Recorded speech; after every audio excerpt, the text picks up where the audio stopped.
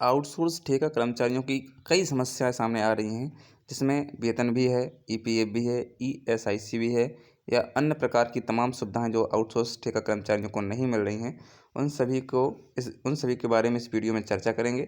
और वीडियो में बने रहने के लिए चैनल को सब्सक्राइब करिएगा। फेसबुक पेज पर नए हैं तो फेसबुक पेज को फॉलो करिए ताकि आने वाली अपडेट हम आपको देती रहें। तो एक आप स्क्रीन पर देख पा रहे होंगे, कर्मचारियों का पीएफ जमा करने करने दी 15 दिन की मोहलत। तो यहाँ पर 15 दिन की मोहलत कंपनियों को दी गई है। आउटसोर्स कर्मचारियों का ईपीएफ जमा करना होगा 15 दिनों के अंदर। पीएफ जमा न करने वाले 70 संस्थानों पर कार्रवाई की तैयारी। इनमें 23 सरकारी संस्थाएं हैं। तो भोपाल से खबर प्रकाशित हुई है, जो बहुत ही महत्वपूर्ण खबर है। तो कर्मचारियों का पीएफ जमा नहीं करने वाले 23 सरकारी व 47 निजी संस्थान कर्मचारी भविष्य निधि संगठन ईपीएफओ के रडार पर हैं। ईपीएफओ रीजनल ऑफिस ने उन्हें अपने अपने कर्मचारियों का पीएफ जमा करने के लिए नोटिस थमा दिए हैं। पीएफ राशि जमा करने के लिए इन्हें 15 दिन की मोहलत दी गई है। इसके तहत ईपीएफओ ने विशेष मुहिम शुरू की है। भविष्य निधि संगठन द्वारा तय प्रावधानों के मुताबिक ऐसे संस्थानों के खिलाफ 3 चरणों में कार्रवाई की जाती है। पहले चरण में तय समय सीमा में पीएफ जमा करने के लिए नोटिस देने की कार्रवाई की जा चुकी है। इस अवधि में भी पीएफ जमा नहीं करने पर इनके बैंक खाते सीज किए जाएंगे। इनके बैंक खातों में जमा राशि से इनके कर्मचारियों के पीएफ की वसूली कर ली जाएगी। तीसरे चरण में यदि इनके बैंक खाते में पर्याप्त राशि नहीं हुई तो इनकी संपत्ति कुर्क कर उसकी नीलामी की जाती है। EPFO regional commissioner first Amitabh Prakash ने बताया कि मौजूदा वित्तीय वर्ष में भी की गई समीक्षा के बाद पीएफ जमा करने के लिए इन सभी सरकारी उपक्रमों और निजी संस्थानों को नोटिस दिए गए हैं। पहले चरण में सर्टिफिकेट प्रोसीडिंग यानी सीपी फर्स्ट के तहत 15 दिन की मोहलत दी गई है। यानी सरकार की तरफ से ठोस कदम उठाए जा रहे हैं। जो भी कंपनियां हमारे आउटसोर्स ठेका कर्मचारियों का ईपीएफ जमा नहीं कर रही हैं, उनके खिलाफ 3 चरणों में कार्रवाई की जा रही है। पहले चरण में इनको नोटिस थमा दिए गए थे, जिसमें इनको नोटिस के द्वारा पेमेंट सभी का देना था ईपीएफ के थ्रू। यदि आप पेमेंट नहीं करती हैं कंपनियां, तो उनको उनके जो बैंक खाते हैं उनके सीज कर दिए जाएंगे और उनके बैंक खाते से ईपीएफ का भुगतान किया जाएगा। यदि बैंक खाते में भी किसी कंपनी ने पैसे नहीं दिए या नहीं डाले हैं उसमें, तो उन कर्मचारियों का पेमेंट जो है, उनकी जो संपत्ति है उसको कुर्क करने के आदेश सरकार देगी। उसके माध्यम से ईपीएफ नकद डाला जाएगा। ऐसा भोपाल से प्रकाशित हुआ है।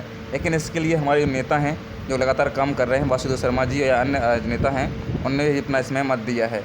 देखिए लिखा हुआ है, कामगार क्रांति आंदोलन 22 सितंबर, मुगलों अंग्रेजों से ज़्यादा क्रूर मध्य प्रदेश सरकार। ऑल डिपार्टमेंट आउटसोर्स मोर्चा द्वारा निरंतर उठाए जा रहे पीएफ ईएसआई के मुद्दा और आंदोलनात्मक सक्रियता तथा 22 सितंबर को भोपाल में होने वाले।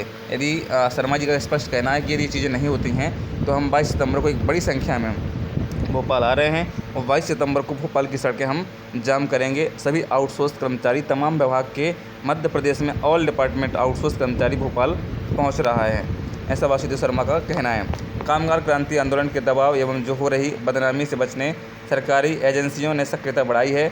जहां भी जांच हुई वहां घोटाला फर्जीवाड़ा सामने आया है।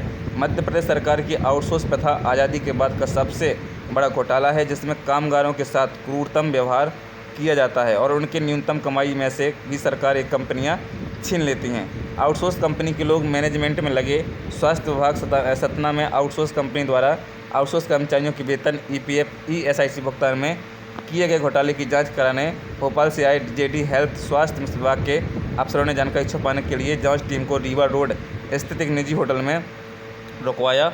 वेतन, ईपीएफ, ईएसआईसी के दस्तावेज लेकर स्वास्थ्य विभाग के अफसर जांच निपटाने पहुंचे। होटल आउटसोर्स कंपनियों के लोग भी मैनेजमेंट में लगे। इस प्रकार से तमाम जानकारियां हैं, इसलिए अब ज़रूरी है कि वो आंदोलन हो और 22 सितंबर को आप सभी भोपाल पहुँचे। महत्वपूर्ण हो जाता है क्योंकि अपने हक अधिकार के लिए लड़ना ज़रूरी है और जो लड़े हैं वही आगे बढ़े हैं। अन्यथा की स्थिति में आप आउटसोर्स प्रथा में ही रहेंगे और कुछ नहीं कर पाएंगे। एक संदेश और है वासुदेव शर्मा जी का, मैं इसी वीडियो में आपको बताऊंगा, पूरा सुनिएगा क्योंकि महत्वपूर्ण है और अपने दोस्तों के साथ शेयर करिए। चैनल से जुड़िए, चैनल को सब्सक्राइब करिए ताकि आने वाली खबरें भी हम आपको इस चैनल के माध्यम से देते रहेंगे। ये चैनल इसी के लिए बनाया गया है, खबरों के लिए। हमारी खबरें कोई नहीं चलाता था, इसलिए खबरों के लिए ही चैनल बनाया गया है। तो कामगार क्रांति आंदोलन 22 सितंबर है ना, किसी सरकार के खिलाफ नहीं, भविष्य को सुरक्षित कराने के लिए हैं। तो हम किसी सरकार से नहीं लड़ रहे हैं, हम अपने भविष्य के लिए लड़ रहे हैं। पहले पॉइंट है, पॉइंट वाइज जिसमें मांग करी गई है, यह आंदोलन किसी सरकार पार्टी के खिलाफ नहीं है। यह आंदोलन लाखों आउटसोर्स अस्थायी ठेका श्रमिक कर्मचारी वर्ग के भविष्य को सुरक्षित कराने, शोषण के दलदल से बाहर निकालने का आंदोलन है, जो सरकारी महकमे कंपनियों में भुखमरी के वेतन पर काम करने को मजबूर हैं, जिनके पास ना सामाजिक सुरक्षा है ना ही बीमा की सुविधा। यह कामगार कर्मचारी वर्ग गुलामों से भी बदतर जीवन जीने को मजबूर है।